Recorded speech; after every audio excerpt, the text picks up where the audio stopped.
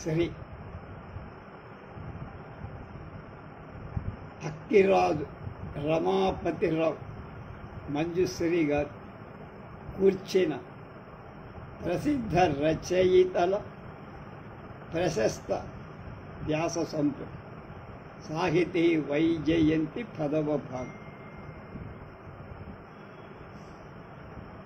18/9/24. దీన్ని రాసిన వారు అక్కిరాజు ఉమాకాంతంగా. ఆయన గురించి ఎవరు పెద్దగా ఎక్కడ రాయలా, గూగుల్లో కానీ వికీపీడియాలో కొద్దిగా ఉంది. తెలుగు వెలుగులో అబ్బు రామకృష్ణారావు గారు కొంత రాశారు. వారిని వైదుష్యాన్ని కూడా మనం తెలుసుకుంటే కానీ ఆయన ఇంత గొప్పగా ఈ నైషధం మీద రాయగలటానికి ఆయన నేపథ్యం ఏమిటో ముందు తెలుసుకొని తర్వాత దానిలో నైషధంలో ఉన్న ఆయన రాసిన వ్యాసం. త్రిభాషా పండితుడు,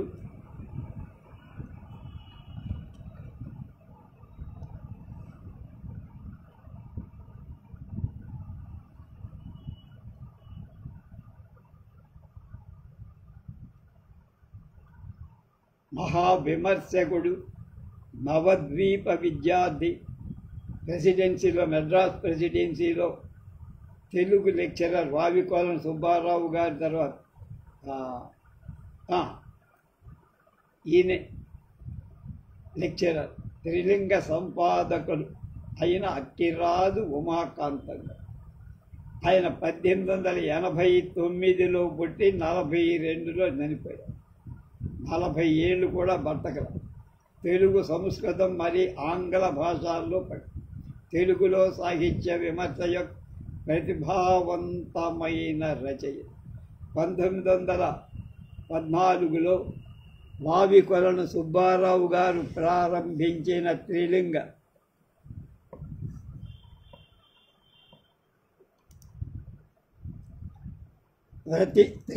పత్రికకు సంపాదకుడు. ఆయన 1920 నుంచి 36 వరకు ప్రెసిడెంటీ కళాశాల శాఖకు అధ్యక్షుడిగా పనిచేశారు. స్వయం కృషి వల్ల విద్యాభ్యాసం నేర్చారు. అంతా స్వయం కృషి కనుక నవద్వీపంలో వంగదేశ సంప్రదాయ ప్రకారం భాష్యాంతంగా సంస్కృత వ్యాకరణ తర్కశాస్త్రాలు అభ్యసించి విద్యాశేఖర అనేటువంటి డిగ్రీ పొందారు.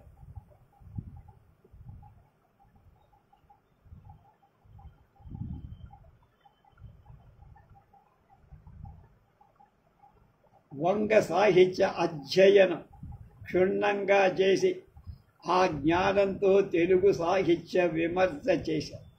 మద్రాస్ ప్రెసిడెన్సీ కాలేజీలో వావికొలను సుబ్బారావు గారి తర్వాత తెలుగు లెక్చరర్గా పనిచేశారు. వావిళ్ళవారి త్రిలింగ పత్రికకు సంపాదన. ఇది శరీరి అంతవరకు గూగుల్లో దొరికింది నాకు. తర్వాత ఈయన అబ్బు రామకృష్ణారావు గారు రాసిన దొరికింది తెలుగు వెలుగులో. శరీర దారుఢ్యం తక్కువ పాపం ఎవరికి? అక్కిరాజు ఉమాకాంతం.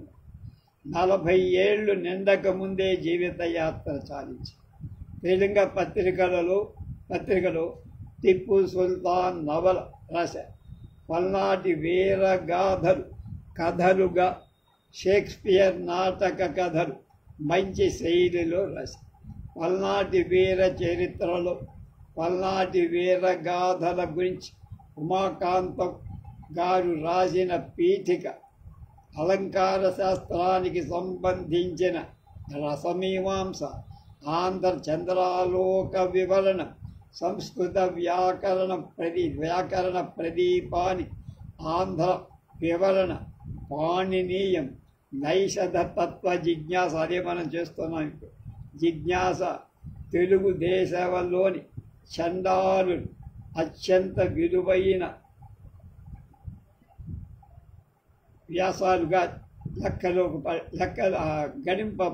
గుర్తింపబడ్డాయి.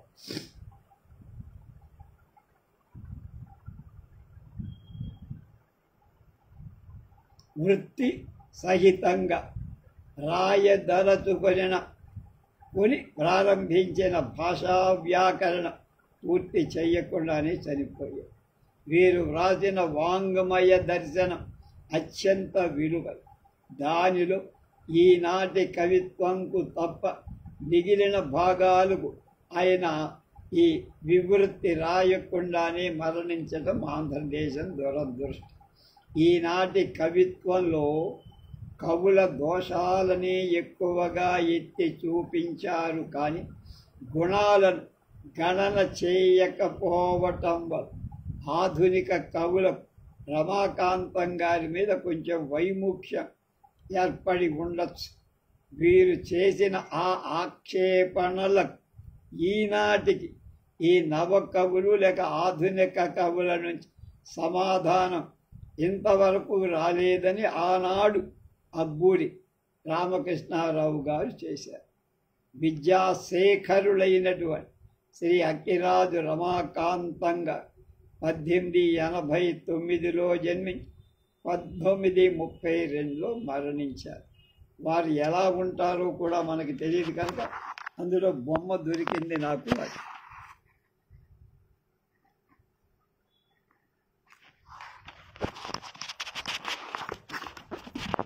ఈ వ్యాసాన్ని ఇవాళే నేను సరసభారతి బ్లాగ్లో రాశాను.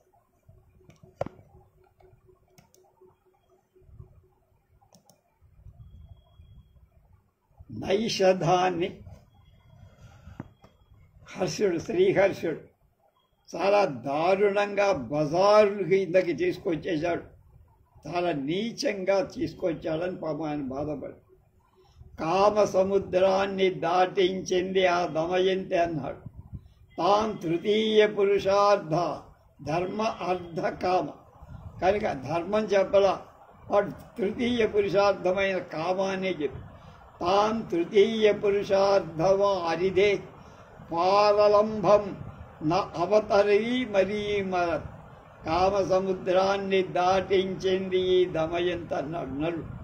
ఆమెతో రవింపటం మొదలువి ఎలా దిశానిశం అన్నాడు. రాత్రి పగడు అది ఉచ్చనీచాలు లేకుండా చేసే పని కనుక అక్కడ కూడా హద్దులు దాటిపోయారు. ఎవరు? కవి. నరుడి వంటి వాడికి దివా మైథునమా అది అయినా శ్రీనాథుడు కూడా సిగ్గుపడకుండా అదే రాసేశారు. దీనికోసం ప్రత్యేకంగా రాజ్యం మంత్రులకు ఒప్పగించాలని మాత్రం చిన్న సవరణ చేశారు. యస్య మంత్రిషు నవరాజ్య సరాజ్యమాదర ఎందుకుట మన్మథ క్రీడలకి రాజ్యాన్ని మంత్రులకు అప్పయ్యారు. అవరరాధ మదనం ప్రియాసక ఇట్లాంటి వాటిని రఘువంశపు రాజును కాళిదాసు భావించాడు. అతడు ప్రజలకు దర్శనం కూడా ఇవ్వలేక అంగారవర్ణుడు ఎవడో గవాక్షం గుండా కాలు చూపి దాన్నే చూసి పొమ్మని చెప్పేవాడు. అది కాళిదాస కవి. ఆ భోగలంపటుడు క్షయ పుట్టి చచ్చాడని వాడి మీద జుగుప్స పుట్టే విధంగా కథ రాశారు. కానీ హర్షుడికి ఆ ఔచిత్య జ్ఞానం కాలమహిమ వల్ల నశించింది. ఆ తప్పు లేదు, కాలమహిమ. ఉత్తమ నాయకుడైన నరుడి దుర్గతి పాల్చేసి నరుడి పడకటిల్లు మేరు పర్వతం వంటి బంగారు మేడలో ఒక మణిమయ మందిరం. దానిలో చిలకలు కామశాస్త్రంలో నకక్షత దంతక్షతాలను ఆలింగన భేదాలను తెలిపే కారికలు చదువుతున్నాయి. ఎత్ర పుష్ప సరశాస్త్రకారిక సారికాధ్యుషిత నాగదంతిక పడగటింటిలో ఉన్నాయి.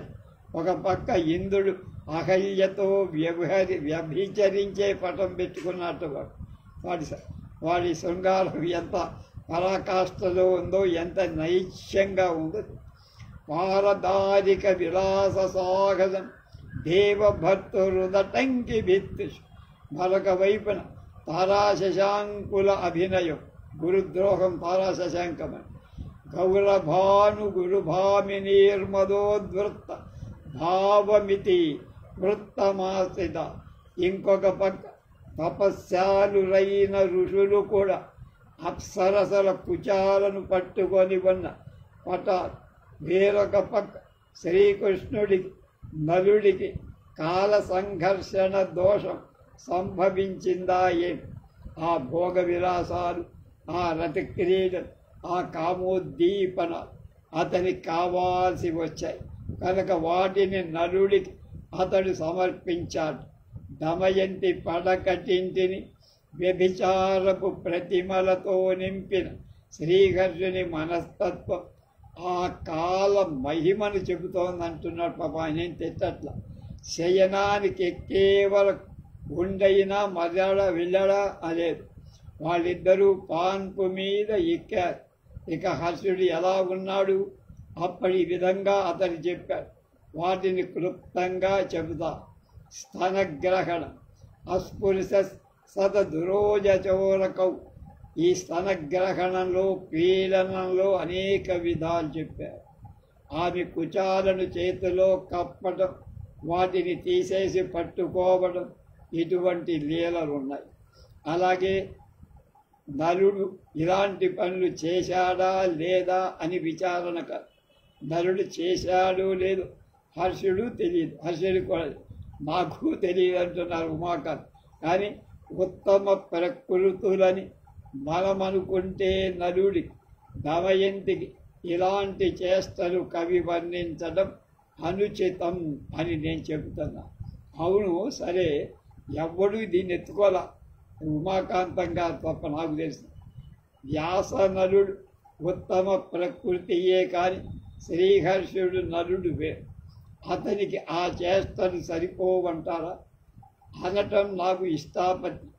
ఉత్తమ ప్రకృతి కాని నలుడి నాయకుణ్ణిగా చేసి బంధించిందే శ్రీహర్ష నైషధం కనుక ఉత్తమ కావ్యం కాదని స్పష్టమవుతోంది. కనుక నాకు ఇష్టాపత్తి అన్నా, నాకు ఇష్టమే అన్నా. అవునయ్యా, కావ్యంలో నీతి ప్రశంస అవసరం లేదు కదా అంటారా? అవును, నీతి ప్రధానం కాదు కానీ అది సత్కావ్యం ధ్వనించి తీరాలి.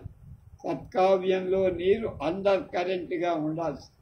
కనుక నీతి కానీ దుర్నీతి కానీ వాచ్య రూపంలో లేక ధ్వని రూపంలో నిర్వచించాలని చెప్ప వీలు లేని సరోవర్ణన, చంద్రోదయవర్ణన మొదలైన పద్య సంచయాలలో సైతం మనపావకమైన ఒక విధమైన అంటే పవిత్రానికి సంబంధించి ఆనందం సంఘటిస్తోంది. కానీ గ్రామ్య స్వరతాదుల మనస్సును కలుషితం చేసి కావ్యానికి దోషవంతం చేస్తాం. కనుకనే నలదమయంతులను అధమ ప్రకృతులుగా చేసి గ్రామ్య సంభోగ వర్ణనాదుల నైషధాన్ని ఉత్తమ కావ్యత్వానికి దూరం చేసిందని నేను ఘంటాపథంగా చెబుతున్నాను అంటున్నారు ఉమాకాంతం గారు అక్కిరావు. ఆంధ్రాణామేవ కాలే సింధుం తీర్త్వాభియాస్యత్ భారత శ్రీజిఘ్రక్షయ. కలియుగ రాజవృత్తాంతంలో ఉంది. సింధువు సముద్రం దాటి భారత శ్రీని అంటే సంపద వశపరుచుకోవటానికి యవనాదులు వస్తారు అని ఐతిహాసకుడు చెప్పిన అతడి మనస్సు వాస్తవంగా బాధపడి విశ్వగుణాదర్శుకారుడు యవనాక్రాంతిని విషయక భేదం సహితం తద్రూపం కొంత తెలుపుతాం. ఏనాడు శక యవ్వన బర్బరాదు సముద్రం దాటారు ఆనాడే భారత శ్రీ అంటే సంపదతో భారతీయ స్వధర్మాలు గమగ్నో ఉన్ముఖాలయ్యే పతనం చెందటం ప్రారంభించాయి.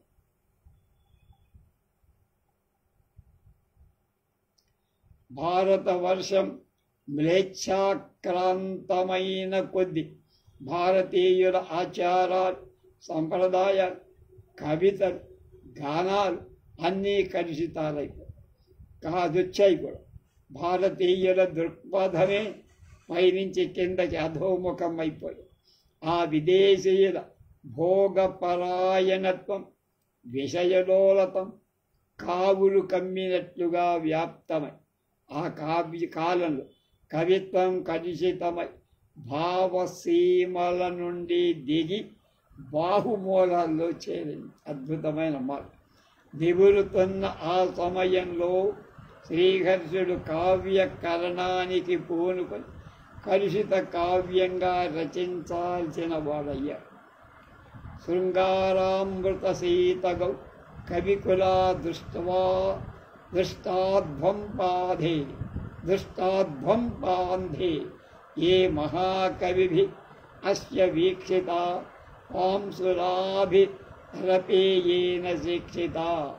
శృంగార అమృతాని చంద్రుణ్ణి కాళిదాసాది కవులను కూడా ఎరగని వాళ్ళు కవులు కూడా ఎరుగని మార్గంలో సంచరించే నా కావ్యంలో ఏ రతి క్రీడలు వాల్మీకి కాళిదాసాది మహాకవులు కూడా కనపడవు, ఆ రచనలో కనపడవు. ఏ రతి క్రీడలు లంజలు కూడా ఎరగనివు వాటిని నలదమయంతులు అనుభవించారని భుజాలు కొట్టుకొని మురిశాడే కానీ కాళిదాసాది కవులు వర్జించిన గ్రామ్య పల్లెటూరి శృంగారాన్ని తన కావ్యం పతితం చేస్తోంది, భ్రష్టు పట్టిందని తెలుసుకోలేకపోయాడు ఎవడు? హర్షుడు. కనుక కాల మహిమ వల్ల ఎంత అంధత లేకపోతే లంజలు కూడా ఎరగని నలదమయంతుల పట్టున చెప్ప సాహసించగలడు. భోగపరాయణులైన రాజ ప్రకృతిని పూజించటానికి ఉపక్రమించినటువంటి అతని దృష్టి రతిలాలసమైన రాజముఖంలోనే నిలబడిపోయి. అందుకే కాశ్మీర రాజు భుజం తట్టిన దాకా జయంత చంద్రుడు శభాసని తల ఆడించిన దాకా నైషధం నవ్వు మొగం తాల్చలేకపోయి. అది కాలమై కాలాధికారాన్ని మీరగల ఆత్మ బలోన్నతుడేం కాదు శ్రీహర్షుడు. అందువల్లనే ఆ కాలపు పాడు రుచులను సంతోషప అరుచుల నలదమయంతుల పడక గదిని వ్యభిచారపు బొమ్మలతో వేశారు. నరుడి గ్రామ్యమైన లోలుణ్ణిగా చేసేశారు. దమయంత్యా నలస్య అని పుణ్య సంకీర్తన పాత్రమైన ఉత్తమ నాయిక సాధ్వి దమయంతి యొక్క తొడలు సంకలేక భగాన్ని కూడా బయట పెట్టడు దుర్మార్గుడు. ఈ తీరుగా ఉత్తమ పాత్రలను చెడగొట్టి కాలమహిమచే శ్రీహర్షుడు నైషధాన్ని దుష్ట కావ్యం చేశాడు.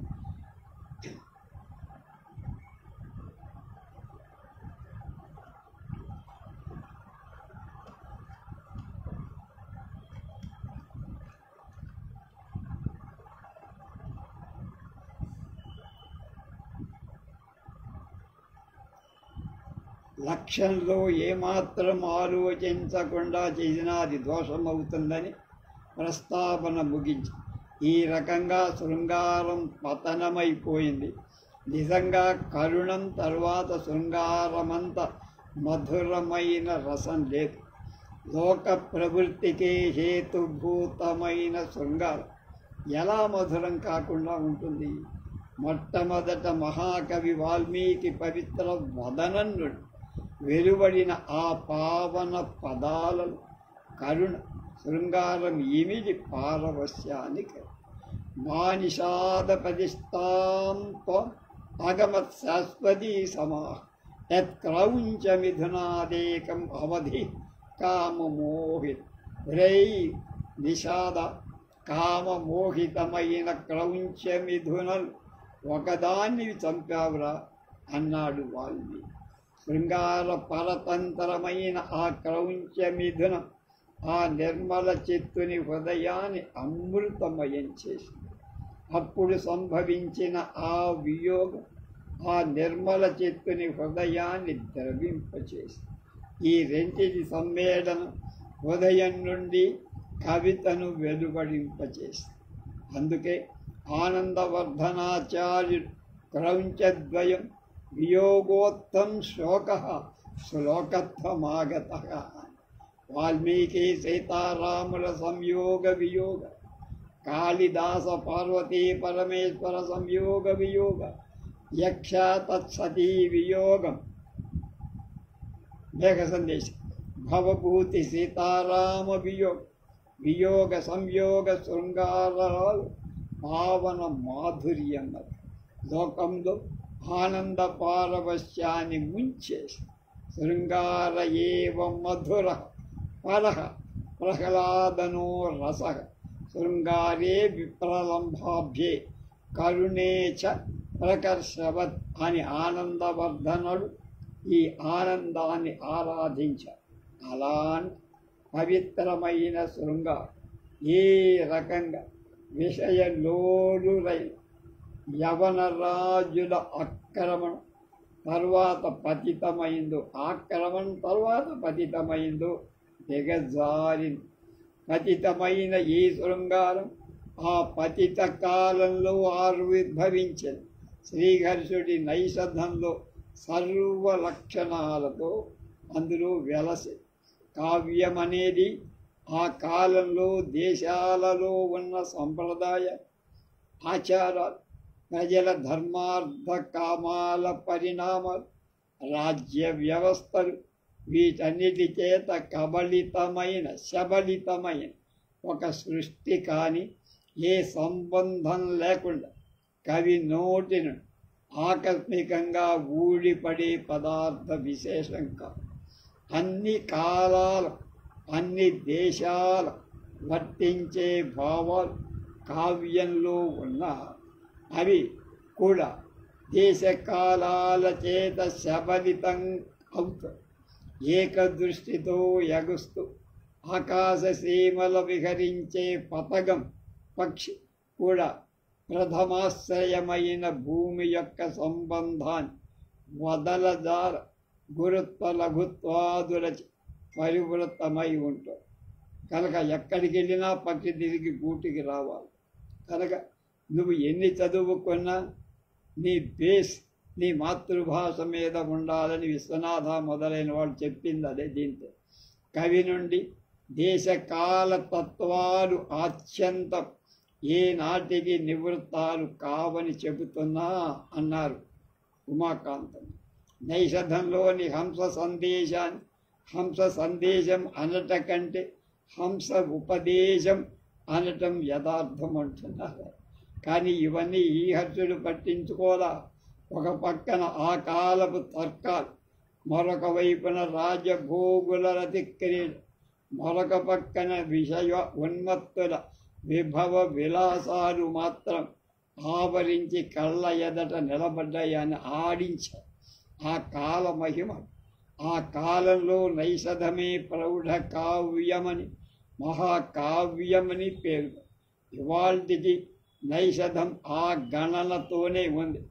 దానికి ఆ స్థాయి నిర్మల జీవనం, ప్రజలకు దూరమై శుష్కాలైన శాస్త్రవాదాలు ప్రబలిన ఆ కాలం కాళిదాసు కుమార సంభవాన్ని మర్చి, కాళిదాసు రఘువంశం మర్చి, కాళిదాసు మేఘదూతాన్ని మర్చి నైషధాన్ని గొప్ప కావ్యమని విద్వత్ పరిషత్ రాజవలయం స్వీకరించడం వింతేం కాదు. వాళ్ళ మీద ఎవరి మీద కోపం లేదు పాపాన్ని. అయినా సరస్వతిని విష్ణుపత్నిగా వర్ణించినందుకు పడవేసినా, మరి ఎందుకు పడవేసిన శారదా పీఠం నుండి శ్రీహర్ష నైధం మొట్టమొదట కింద పడటం భారతీయ కవితా విలోకనాన్ని అనుసరించి ఆ కాలపు ప్రథమ విమర్శనం నైషధాన్ని ఎలా పరిచిందో మనకు అర్థమవుతుంది. ఆ కాలంలో కూడా కావ్య తత్వజ్ఞులు లేకుండా ఏం పోలా. కానీ వాళ్ళని మించి కూడా కాలం తన ప్రభావం కలిగించి నైషధం ఒకనాడు శ్రీహర్షుడు కావ్య ప్రకాశకారుడైన ముమ్మట భట్టు, ముమ్మట అంటారు మమ్మట, వద్దకు తీసుకుపోయి చూపించాడు. గురుగారు ఎలా ఉంది మనకు. కదాచిన్మమ్మట భట్టున విధే శ్రీహర్షేణ నైషదచరితం స్వనిర్మితం ప్రాదస్ తదా అద్యంతమవలోక్యతే నోక్తమహో పూర్వమేవ కావ్యమేతద్ భవిష్యత్ నూనం కావ్యప్రకాశే దోషపరిచ్ఛేదే దోషోదాహరణ ప్రయాసో మేనా భవిష్యత్ అన్నారు. ఖండ ఖాద్య భూమికలో రాశారు. అయ్యో ఇంతకు ముందే ఎవడు శ్రీహర్షుడు మమ్మట కవికి అలంకారుడికి చూపిస్తే ఆయన అంటున్నాడు, అయ్యో శ్రీహర్ష ఇంతకు ముందే నైషధాన్ని నాకు చూపించి ఉంటేరానా నా కావ్య ప్రకాశ దోష పరిచ్ఛేదంలో దోష ఉదాహరణాన్ని నాకు ప్రయాస లేకుండా ఉండేదిరా. ఇవన్నీ అందులో నేను కోట్ చేసేవాడిని, ఉదహరించేవాడు అని ముమ్మట భట్ అన్నారు అని శ్రీ గురు మహోపాధ్యాయ ద్రావిడ లక్ష్మణ శాస్త్రి గారు రాశారు.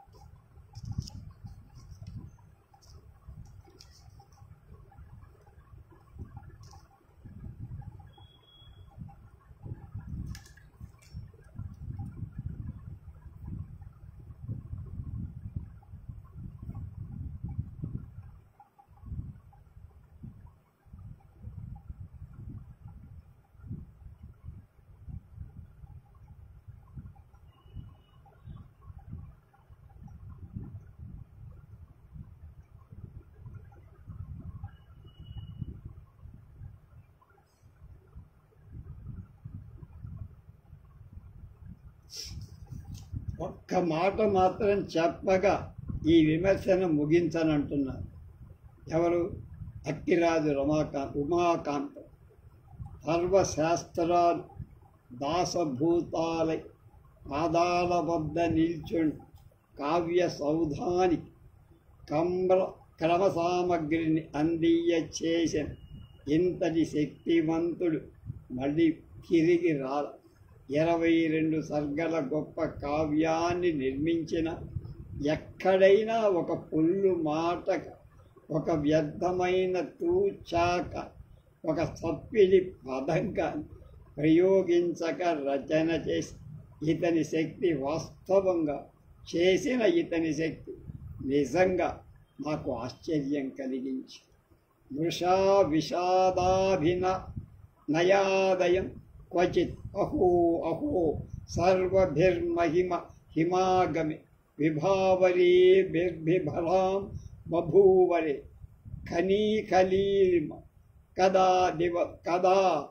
విదభ్రమదభ్రగర్భే నయక్షలక్షైకి మలక్ష్మినోవా స్వభాగ్యమాప్నోతి నభాగ్యభాగ్యన భుజమేతస్య భజన్ మహాభుజ. ఇలా ఈ తీరున అప్రసిద్ధ పదప్రయోగ దోషం లేకుండా శబ్దాలను తిప్పగలిగి ఈ శ్రీహర్షుడి శక్తి నాకు అమిత ఆశ్చర్యం కలిగి దమనాక్క ప్రసేదుష కుండిన మండనోయయ రరాజ నీరాజనయా సరాజగ చాతురీతురి పదమస్యా రదనచ్చద సంపద ప్రతిబింబానల బింబాంబుడి సరసై పరశీలి తద పాఠలంబవన మరీమరీరవత్ సలిలం మలినం నివృణ్వత్. ఇలా ఈ రకంగా అర్థాల హాని లేక అక్షర సంఘటన చేయగలిగే ఇతడి శక్తి నాకు అమిత ఆశ్చర్యం కలిగిస్తుంది. అయితే ఇంత ఆశ్చర్యకరమైన ఇతని శక్తి ఎన్ని విధాలా దుర్వినియోగ కాళిదాసాది కవులను చూసిన నిర్మల కవితా స్వరూపాన్ని దర్శించటానికి ఉపయోగపడితే మనకు ఒక గొప్ప కావ్యం లభించి ఉంటుంది అంటే ఎంత గొప్పవాడైనా శ్రీహర్షుడి మీద కాలం వచ్చి వ్రాలిన అతడు ఆ ఆవరణాన్ని తప్పించుకోలేకపోయాడు. ఖండపు రాయ్ రాజప్రసాదాలలో తాంబూల ద్వయమాన సంచ గిడం అంటే తాంబూలం సువర్ణాసై పొంది రాజభోగాలు విషయలోలత్వం తృప్తి పరచబడిన అతడి కావ్యం ఉత్తమత్వం మాత్రం కోల్పోయి పర్ణశాలల నుండి ప్రకృతి వనాల నుండి భ్రంశం పొంది భారతీయ కవిత్వం రాజద్వారాలలో సువర్ణ హస్తోస్తేక్షణ ఎదురు చూడాల్సిన సమయం ఏ రోజు వచ్చిందో ఆ రోజు నుండి క్షయ ఉన్మఖం పతనమై భారతవర్షం శక బర్బర యవన ప్రముఖాక్రాంతమైంది మొదలు సర్వధర్మాలు వినాశ మార్గాన్ని ఒంటి కాలితో కుంటులు అనార్యతాడిత అశ్రువులు కారుస్తూ భాగవతాన్ని గోచరించే భాగవతంలో కనపడే ధర్మదేవత ఈ దశనే వివరిస్తారు. భారతవర్షం యవనాధీనమై ఆర్యధర్మాలు అంతరించిన నాటి నుండి వాల్మీకి, కాళిదాస, భాస, భవభూతి, వ్యాస ఇలాంటి పవిత్ర కవుల యొక్క అవతరణ ఆగిపోయిందంటే పుట్టడం అది. భారతవర్ష కవిత్వం యొక్క నిర్మల దశను పతిత దశను విడదీసే ఒక పెద్ద ఖండపు రాయిలాగా శ్రీహర్షుడి నైషధం మనకు కనపడు. అప్పటి నుండి మళ్ళా భారతవర్షంలో కాళిదాసాది పవిత్ర కవి పరంపర ఆవిర్భవించలేదు. ఆనందవర్ధనాచార్యుడి నాటికి భారతీయ కవిత పఠనం చెందటం మొదలు. ఏ నాస్మిన్నతి విచిత్ర కవి పరంపరా వాహిని సంసారే కాళిదాస ప్రభృత యో ద్విత్రాః పంచశావా మహాకవయో ఉపలభ్యంతే ప్రతిభా విశేషంచేత అతి విచిత్రమైన కవి పరంపరా సంస్కృతి కాళిదాస ప్రభృతులనే ఐదుగురు మాత్రమే మహాకవులు కనపడుతారు అని అన్న ఆనందవర్ధనాచార్యుడి పంక్తులు చదివినప్పుడెల్లా భారతవర్ష కవిత్వము యొక్క ఈ ఆరోహణ అవరోహణ దశ పైకెళ్ళి కింద దిగ నా తలపుకు వస్తూ ఉంటా. ఇక నేటి కాలపు కవిత్వం రేపు నవ్య కవిత చారిత్రక భూమిక అని శ్రీ రాయప్రోలు సుబ్బారావు గారు రాశారు. దాని గురించి రేపు